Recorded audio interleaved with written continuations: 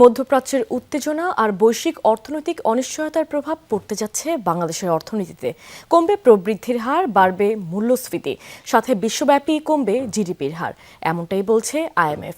আইএমএফের প্রধান অর্থনীতিবিদ জানান, চলতি অর্থবছরে বাংলাদেশের জিডিপি প্রবৃদ্ধি কমে দাঁড়াতে পারে 4.7%, যা তাদের আগের দেয়া পূর্বাভাসের চেয়ে আরও কম। আগামী অর্থবছরে প্রবৃদ্ধি আরও নেমে দাঁড়াতে পারে 4.3%। একই সঙ্গে বাড়ছে মূল্যস্ফীতির চাপ। গড় মূল্যস্ফীতি হতে পারে 9.2%, যা আগের ধারণার চেয়েও বেশি।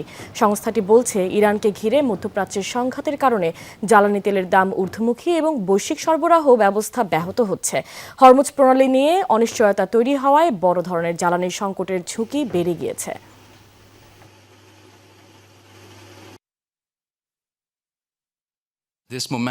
জ্বালানি সরবরাহের এই বিঘ্ন আগামী বছর পর্যন্ত চলতে থাকবে এবং ব্যাপক সার্বিক অর্থনৈতিক অস্থিরতা দেখা দেবে। সেক্ষেত্রে এবছর এবং আগামী বছর বৈশ্বিক প্রবৃদ্ধি 2% নেমে আসবে এবং মুদ্রাস্ফীতি 6% ছাড়িয়ে যাবে। নিম্নমুখী ঝুঁকিগুলো এখন স্পষ্টভাবেই অনেক বেশি।